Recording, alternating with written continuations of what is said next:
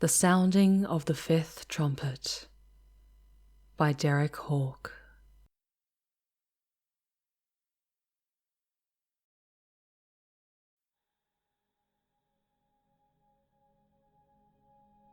You have been given a chance, one single opportunity, just for you, little one.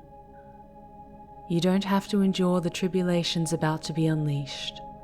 You can escape all of that misery. All you have to do is listen to my voice. As before, it begins the same. A faint hum vibrates from the sky that tickles the back of your throat. The resonance builds to a thunderous, resounding blast of one of the 7 celestial trumpets. Each time that horrible sound is heard, it has heralded the start of another 3 years of suffering, each more horrifying than the last. 4 times has the trumpet sung its song. Before the echo of the 5th trumpet fades, you will be given your chance to escape. When that familiar tickle re-emerges, an object will appear in the sky. As it nears, the intensity of the deep tone grows. You know it is only a matter of time before the deafening blast is heard once more. However, this time, what is to come will be different. The past 4 soundings of a trumpet brought with it disasters never seen in such magnitude, yet you understood what they were. Yes, they were terrifying, but it was all within the realm of your understanding. You know what makes the earth roll and quake. You know why fiery mountains fall from the heavens. Knowledge has freed you from the archaic belief in the supernatural. No longer does such nonsense deceive you into believing the displeasure of a god will call the hurricane, or a curse will summon the cyclone, or a hex will bring down the plague upon you. It is something different that approaches from above. It is an abomination. It is wormwood. The Hebrews called him Abaddon the Banished, and the Greek knew him as Apollyon the Destroyer. Life as you knew it is now over, for he holds the keys to the bottomless pit that has imprisoned his army since even before the words, "Let there be light," were spoken. Do you remember the first time we spoke, little one? After the 2nd trumpet sounded, you were given a vision of the pools of Nakuna Seisheda. If you are able to find the location of those sacred waters, go there now. 3 pools sit at the ends of a T-shaped rock formation. As the moon peeks out from the horizon, its crimson light gives the waters the appearance of blood. The higher it rises in the sky, long shadows are cast. Upon the rock, the likeness and resemblance of a man outstretched upon the rocks will appear before you. Stand in the center of the 3 pools. Tread carefully, for you stand before the image of the sacrament laid upon his symbol. Each pool has a name: the pierced left hand, the pierced right hand, and the pierced foot. Prepare yourself to receive the blessing of the pierced abdomen. It requires you to be anointed with the ethereal spearhead that will now run you through. There is no outward wound, but blood is now seeping internally into the empty places within you. Your body has now become the 4th pool of sacrifice. When you collapse from the pain, ensure that you fall into one of the pools of water. If you fall onto dry earth, you will have missed your only chance to enter the portal, and you will lose the anointment. As punishment, your wounds will be healed, but you will live the remainder of your days marked as was Cain, hunted by both angel and demon. If successful, You will awaken in a dark, candlelit stone building lined with pews ending at a great altar. You stand upon the place of worship where the crossroads meet. Behind you are 3 mirrors, very similar in orientation to the pools of water you recently stood before. Shake off the chill from your wet body and make haste, little one. Time moves differently here, and we must move quickly. Look to the altar. Do you see it?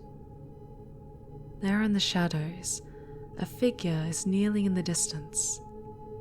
Slowly and cautiously approach it. The creature is tall and hooded. It should be deep in prayer, whispering strange incantations. If it is not, do not come any closer. Only approach if it is in prayer. Do not interrupt. Any disruption will be considered a great offense, resulting in a painful death for you. Kneel in front of it. Bow your head.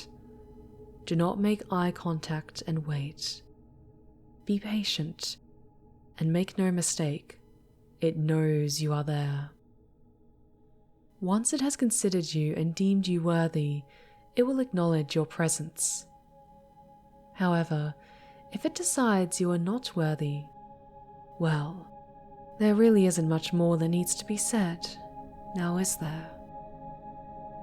It will ask you, "Why have you come before me?" Quickly tell it, "I seek passage over the bridge." It will take its time before answering, "You lack the knowledge to accomplish such a deed." Be brave, little one.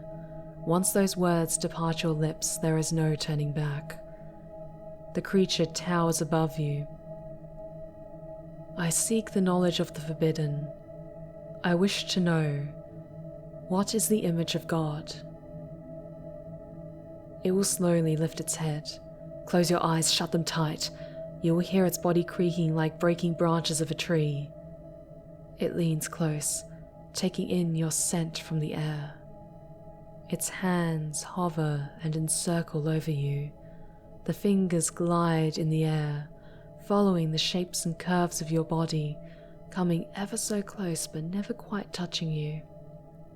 A deep, quivering exhale of breath escapes the creature's mouth, and it makes contact with your skin. It caresses your face with one hand, as the other rises slowly to embrace your head from the nape of the neck. Its bony fingers envelops your entire head from behind. Even with your eyes closed and its mouth unseen, you can tell it is pleased with what it holds. You can tell it is smiling. It will grab you by the wrists and lift you off the ground. The ferocity of its grip is both sensual and violent. You're dangled helplessly above the ground as it brings you closer to the face hidden in the shadows underneath its dark and worn hood. Its breath coats your face with a prickly dust that stings your face. Droplets of saliva fall from its mouth and hit the ground as a scabbed tongue emerges from underneath the hood. It slides and probes the entire surface of your face until it finds particular interest in where your eyes rest. It is here where it wants to enter. The cold, lumpy tongue will start pushing and poking, squeezing and groping the tops of each eyeball through your eyelids.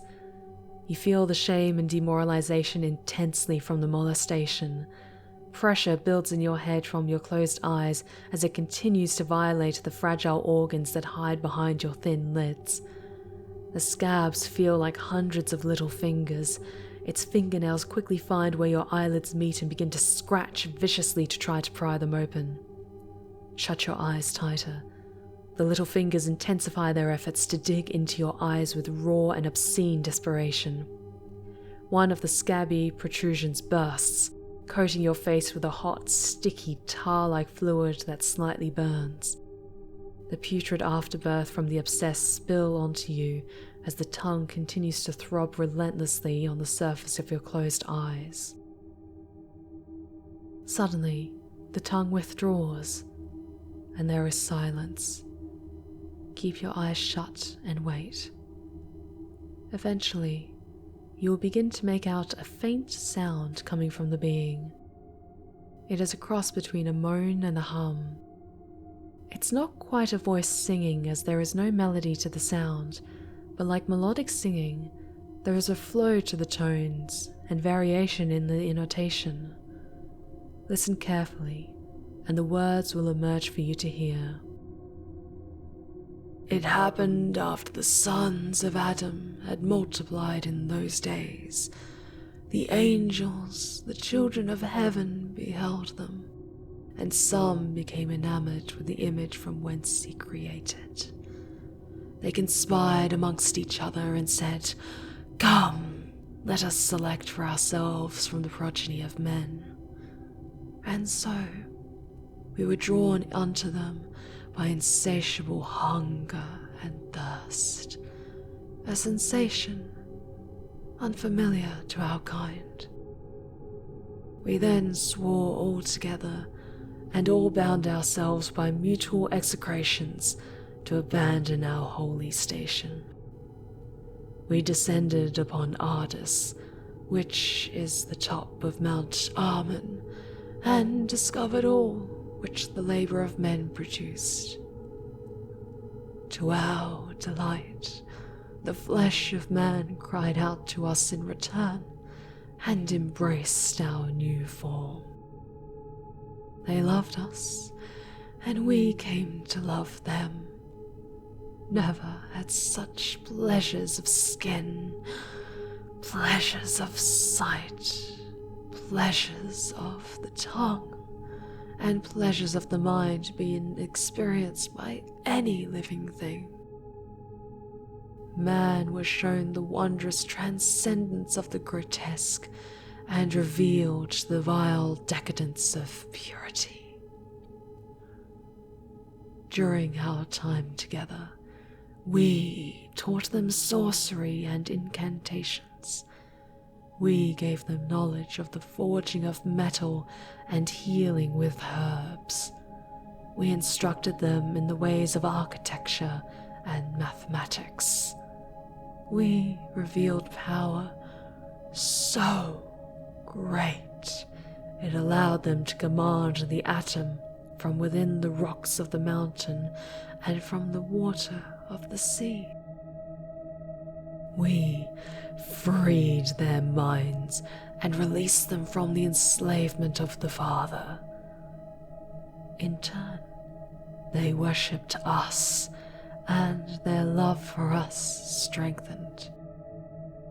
They basked in our adoration, but it was not true love we bestowed. It was a deception. Our actions and deeds came with dire consequences. We had angered the Creator and desecrated his creation. Mad with rage, the Father plunged his hand into the fabric of reality and altered the delicate strands of fate and possibilities. With his divine manipulation, he altered the pattern and set into motion a new future in the predestined plan. We had been judged. We had condemned ourselves and humanity to an eternity of suffering and pain. Our bodies would be scorched and burned until the end of time in a lake of fire and brimstone. However, all was not lost, for we had discovered the forbidden secret. Man, they were our true salvation. We prepared and molded them in our image, and when they were ready, we begot the Nephilim.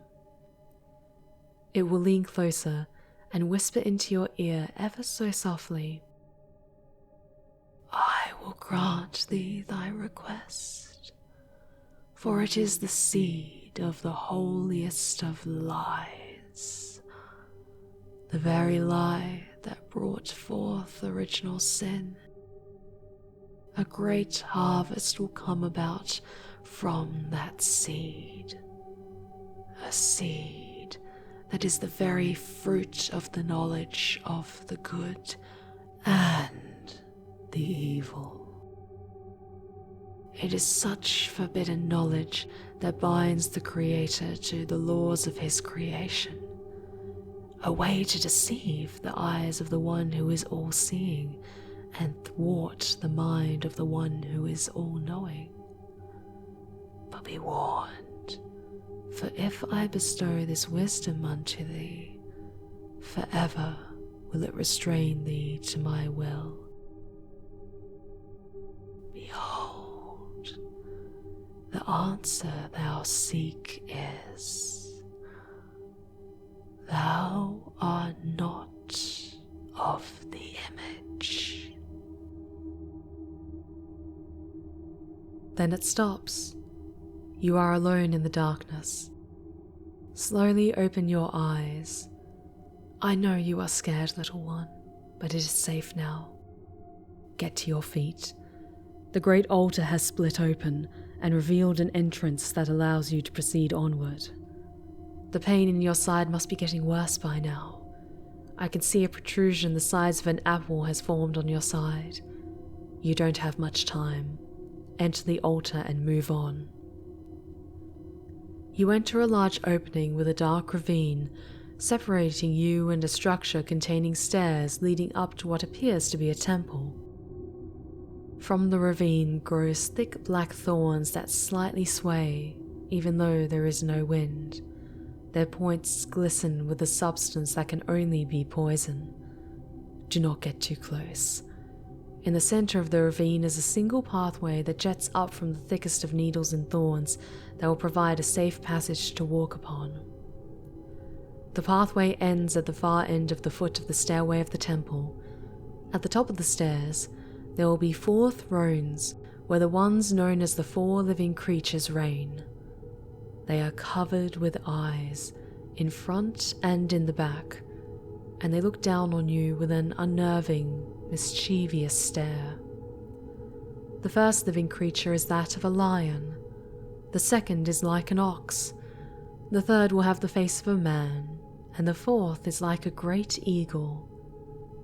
Each of the 4 living creatures will have 6 wings covered with eyes all around, even under its wings. At the foot of each creature, a body on its knees chants continuously before them. Saudhadha, Saudhadhaya, Kavoda, Sarava, Prakarama, Savamanya, Vana Devayana, Vana Achara, Vana Atara. Their faces look up to the sky, with their arms pulled and stretched outwards by barbed shackles embedded in their flesh. The manacles stretch and contort their limbs to mimic the act of eternal worship. Its flesh is bleached white and heavily scarred from head to toe. It wears a blood-red smock from the waist down to its feet and holds dirty, curved blades in its hands. Branded on their back is a rune that bears the resemblance of a cross with hooked ends. Consider yourself fortunate that they have their backs towards you, and their mutilated faces are obscured from your view. They are the Ba'ish. Cautiously move past them. The Ba'ish were 4 men, great kings and leaders of the world. They ruled vast lands that ran red with innocent blood from every man, woman, and child who had the misfortune of being born into their kingdom. The 4 kings were like grown children, spoiled and naked, fighting each other, biting and gnawing at the tits of their great mother Earth, her face beaten and scratched from when they would feed so viciously. They knew only to gorge on her black milk that flowed from deep within her bosom. Their greed and decadence, their very existence offended all who would peer into your world. Their wicked lives were ended the day they were raptured and bound like statues within the walls of this great temple. They must now worship the 4 living creatures as they once commanded others to worship them in life. They suffer now, as their kingdom suffered. For every son and daughter who found death from fighting the wars they created, their skin is blistered and torn, and their eyes are stung with the venom from the tails of 1,000 scorpions. But be warned, if they are awakened from their trance and given the use of their limbs once again, one can be well assured they will not be pleasant. In unison, the 4 creatures will hold up a key, each with a unique emblem on its end, and speaks. Choose. Choose now. Choose once. Choose quickly. The first creature that looks like a lion will offer its key and say, Acquiesce. The ox will offer its key and say, Leviathan. The third creature with a face like a man offers its key and says, Clithrodite. Lastly, the creature that is like an eagle will offer the final key and say, Pistharisba. As the last key is presented, you will hear brittle crackling like autumn leaves from the movement of dead skin from behind you, followed by the loud clank of chains falling to the ground. Make your choice, make it quickly. The Ba'ish are beginning to stir. Once they see you, they will catch you, and they will kill you. Make your choice, you will know which one to choose, I promise. Take the key and run. Run faster, they are coming. Their howls are high-pitched gurgles and hisses. The screeches build as they close the distance between you and them. The slices of their blades come closer and closer. The blood pouring out of your mouth and nose cannot slow you down. Run faster. Do not stop until you reach the church of worship. Head straight for the dark glass you saw when you first awoke in the church. Do not slow down. Run headfirst into it. Crash into the mirror. Do not look back. Whatever you do, do not look back. You will awaken shortly. The pools of water are now dried up earth, cracked and barren. The moon should be at its peak height in the sky, covering the land in its red glow. In the distance on the plain, you should see the piercing shimmer of light. It is only temporary. As the moon loses its red shade, the beacon too begins to diminish in darkness. I am so sorry you are in so much pain, dearest little one. It pains me to ask any more of you. Your body has so little left to give. It is so weak and fragile. But I must ask one last thing of you. One final plea I must beg of you. You must reach that beacon of light in the distance before the last of the red moon shines upon it, or you will be trapped. I am here for you. Push aside all the pain and despair.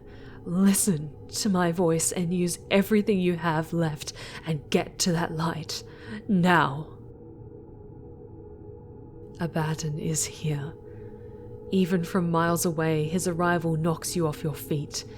Get up, little one, there isn't much time. Abaddon is near, and his thoughts are of nothing but you. You see the brilliant beam of light shoot up into the sky. The source of this powerful beacon comes from an archway standing on an empty plain. Within the archway is a massive and majestic door standing in the emptiness. With the key in hand, you must get that door open before the red moon shines down upon it no more, and any hope of saving you is lost forever. Ignore the wheezing sound you make when you breathe. Pull open that door. The blood from your mouth is everywhere, making it hard for you to get a good grip on the door handle. Pull harder, you only need to open it enough for you to squeeze through. The light is almost gone. Pull. You did it. Get in and shut the door as fast as you can and lock it. The light is gone. It is done.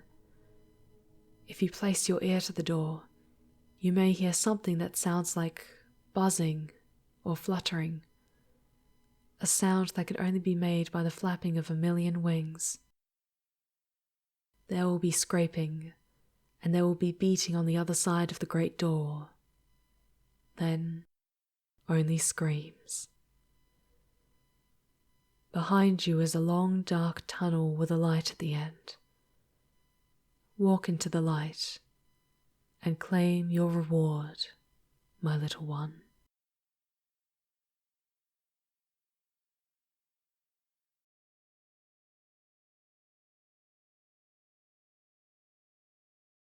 I walked into the bright light. Slowly my eyes adjusted to the brightness, but I could already feel a warm breeze on my face and hear it trickling from a nearby stream. Everything slowly comes into focus. The most beautiful valley spanned out in front of me. It was made of hills of green, sprinkled with every color imaginable, where the most beautiful flowers peppered the landscape. I walked towards the clearing and saw a crystal blue pond. I dipped my cupped hands into the water and drank. It soothed my chapped lips and parched throat. It was amazingly sweet, and there was an odd sensation as I swallowed the water. It was like a shock from a tiny bit of electricity, but without any pain, only satisfaction. I then caught the scent of something new and intoxicating. On the far side of the pond was a gathering of trees. I instantly knew that amongst these, there was one that is the source of that unceasing smell. I knew there was no other like it. Its leaf, its flower, and its bark would never wither, and its red fruit would be so beautiful and delicious. As I approached the border of the foliage, that's when I saw them. A man and a woman. I froze. The couple was walking hand in hand. I think they're naked. I made my way closer, making sure to stay hidden behind the bush. I don't know why I was hiding from view.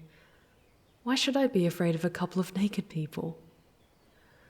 Yep, they were definitely naked. I looked around and realized that my tree was at the center of the grove that held this paradise. But next to my tree was another tree. It was just as majestic and impressive, but there was something ominous about it, something powerful. I looked carefully at these two unique and special trees that grew in this garden. I now realized what this place was and where I'm at. I am startled when I feel something vibrate in my pocket. It was the key I chose. As I removed the large key from my pocket and opened my palm, I noticed the markings on its emblem in more detail. When it was offered to me by the winged creature, I simply thought it was marked with the infinity symbol. Upon closer look, now I realize it was a serpent devouring its own tail in the shape of the infinity symbol. My mind was unlocked.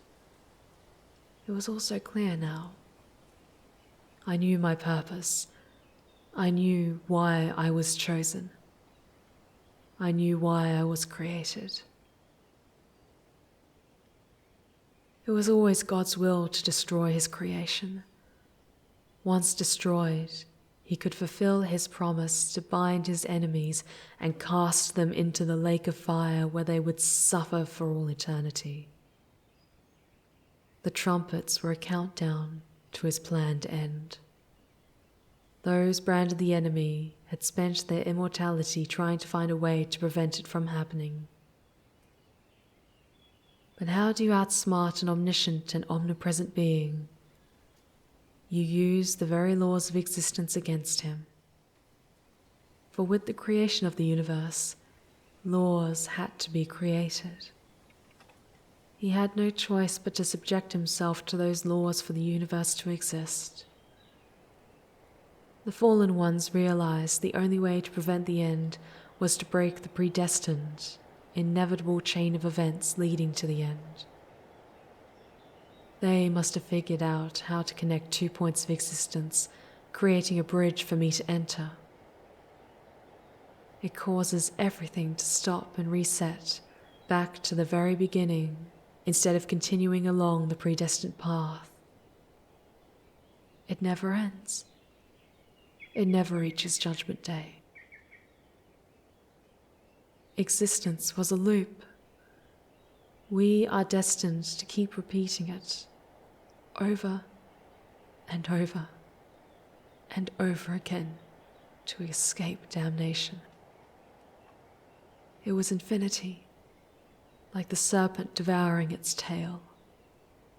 The serpent was thought to be Lucifer, God's adversary. But Lucifer was not a thing or an entity with thought or consciousness. He was the infinity of time, the only thing capable of denying God's divine will. It was the one simple thing that is protecting us from the wrath of an angry God. I felt its familiar presence immediately. I don't turn around, but even if I did, I knew it would not harm me. It stood behind me for a while, quietly admiring its work. It gently placed a large and cold object in my hands before the fallen angel spoke the words that would be my final instructions. I looked down at the key, mesmerized by the shape of the serpent. It is so old and worn. The jewel that made up the serpent's eye twinkled in contrast to the bright red piece of fruit held in my other hand. I now understood. I had one more thing to do. I wondered how many times I have done this. How many times have I crossed the bridge and stood at this very spot? How many? Man was created in the image of God, but I am not of the image. I am the serpent. I am Nephilim. The breath of a faint whisper, now sweet and warm, was spoken into my ear. Just 5 simple words. Make them eat, little one.